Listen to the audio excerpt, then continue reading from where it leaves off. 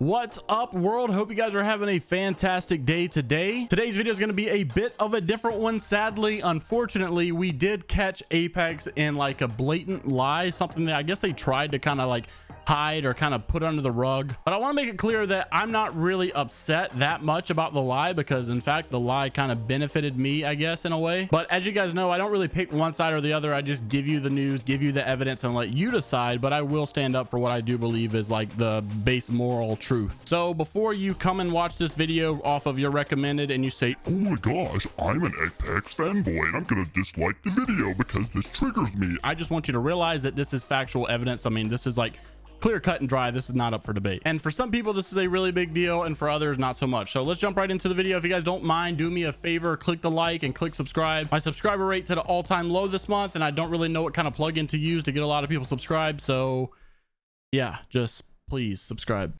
That's awkward. Anyways, so it started off with a good friend of mine, the SBMM Connoisseur. He's followed me on Twitter, and I kind of see all of his tweets every now and then. And I will be honest, you know, Connoisseur is very critical of Apex. I mean, I'm pretty sure that like all of his points that he ever brings on Twitter are kind of valid, but I tend to not try to really be super negative about situations. I just kind of stay in the middle ground and just give you guys both sides and let you choose. So he did share this information with me, and I saw it on Twitter, and I wanted to talk about it. It is a very important topic to talk about because this is kind of serious to just kind of be lightly throwing under the rug and just letting it go, because they are really getting a lot of money out of us for doing this. So basically what happened is over the last year and a half or so, I would say multiple months of this ongoing, this has not just been one incident. This has been, I'm pretty sure, multiple incidents, but this is the first one where we're finally paying attention to it. So a while back on the EA website, we had this more of like a definition kind of terms that they would be using for all of these event items coming out. So the one you're seeing on screen now was from the Iron Crown collection event, but this is not exclusive to that. This was basically like, hey, over the next year or so, or over the next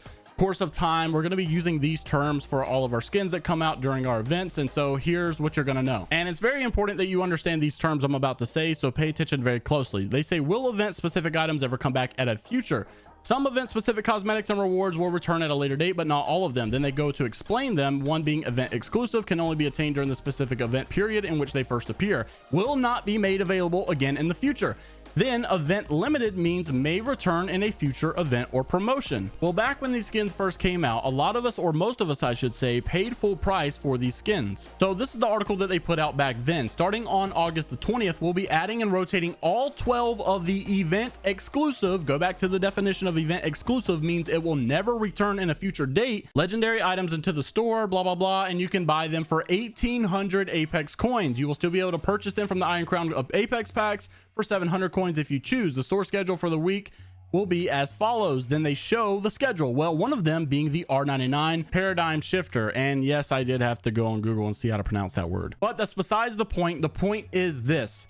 Here is a picture of clear-cut evidence of Apex bringing back that skin, the paradigm shifter, for 900 Apex coins, even though it is quote-unquote event exclusive, meaning it will never ever return again. Well, they obviously went against what they said so that they can make some more money. And you might be confused. Well, what I'm trying to say is this. Back when the airship assassin was so popular because no one had it, I want you to pay attention at this now. Take a look back and realize how the airship assassin came out after the hype had gotten so big on this big skin. Well, this skin was so rare. I think it was the rarest skin in the game. And Apex knew if we bring, which I will say, this is their skin, it's fair for them to bring it back. I'm just saying, look at how they did it. They brought it back after the hype was so high, knowing that so many people were going to buy the Void Specialist so that they can actually get the airship assassin skin, and they made a massive spike of revenue off of that skin. Well, what are they doing in this situation? In my opinion, it's no different. They're trying to go back on what they said, hoping that people would buy the skin back then, because hey, look, this is the only time you'll be able to get the skin. You need to buy it now. You need to spend the 20 bucks now to get the skin, because you'll never get this opportunity again. And then what happens? Everyone wants it. Everyone talks about it. EA realizes how much money they could make because of how many people are willing to buy it now, and they come out with it again, even though they said they would never bring it back. But now I want to take a step back and say, hey, before you go in the comments and criticize me and start disliking the video, because I know so many people are going to do that. I mean, some people literally worship and breathe Apex Legends. They see no fault with anyone in the world. They think that everything they believe in is 100% right all the time. Look, you can't deny this. This is clear-cut evidential proof that this is actually happening. But now I do want to say that as big of a deal as it is that they lied to get money, I do think that I don't really care. I mean, honestly, it's not a big deal to me. I'm kind kind of for all of these skins returning and letting people buy them again. Now, I do think it makes the game feel a little bit weirder because, you know, I don't have the rare skin anymore. I'd be super upset if the War Machine Pathfinder came back out. All I'm saying is that it wasn't right to say that it's event exclusive to get people to buy it and then go back on that statement and make them available to other people just so you can make more money. I mean, look back before Fortnite was cringe and everybody actually used to enjoy Fortnite because it was a solid game before it became overtaken by 3-year-olds. The Skull Trooper was a very sought after skin. Everybody wanted the Skull Trooper skin. Well, they knew that they could make a lot of money if they brought it back in a certain way, so they made it a little bit different, made it purple. Everyone wasn't really feeling it, but they were going to buy it anyways because it kind of looked like it. Look, all I'm saying is that this is a typical money-making strategy from a corporate company like EA. I don't think it was really fair. I don't think it was right, but it is something that I'm honestly not that affected by, but I do think it needs to be said. So let me know, seriously, I know this is going to be a super controversial topic, but let me know down in the comments what side you are on. Who do you agree with this in this situation? Honestly, like I said, I don't personally care. It didn't affect me that much, but just because it's something that doesn't affect me doesn't mean I shouldn't have an opinion on it whatsoever. I'm just not really sure which way to lean on this, but let me know down in the comments what you think and what side you're on. All right, and lastly, before we wrap up the video, I want to talk about some really short subjects. So everyone has known that cheaters have been an issue for Apex for so long, and Respawn has really never done anything about it besides hiring one guy to take care of the entire scene, which is exactly what iLootGame said last night on Twitter when he said clearly Respawn needs to hire more cheater hunters than just hideouts. I swear every stream I tuned into last night was changing servers, trying to avoid hackers in pred lobbies. Even pro player Raz on the Asia server said that he was quitting ranked because how bad the hackers were in his region. I mean, this is serious stuff. Respawn really does need to do a better job at hiring more people that can do what hideouts does. And before you go in the comments just thinking, no, they need to put more money into anti-cheat, let me just tell you that hackers are like light years beyond what anti-cheat is capable of.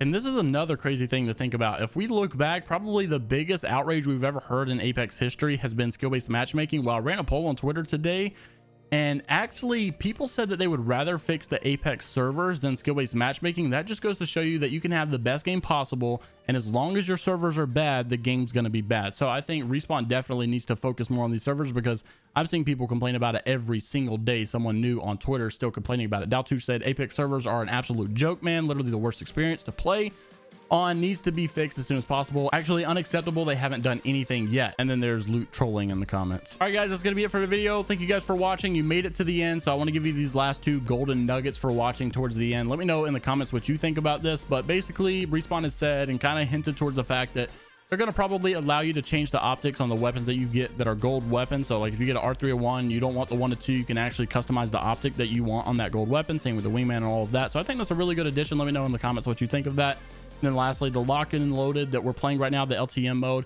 most likely probably eventually will become permanent, and they have also hinted towards that as well. So let me know down in the comments what you think of all of that coming. If you guys did enjoy, make sure to leave a thumbs up and subscribe to the channel for some more Apex content like this. And just as I was ending this video, Hideouts just tweeted on Twitter saying, to all my friends and legends in Japan, I hear you, and I am just as tired of the cheaters on your servers as you are. I'm dedicating a lot of my time this week to specifically focus on cleaning out your servers. Send everything my way. We will fight this together. So pretty good news, and at least that is some hope for the future. But yeah guys, it's gonna be it for today's video. Hope you have a great rest of your day. Stay safe, stay positive, Viber die only positivity. Join the Discord, follow me on Twitter.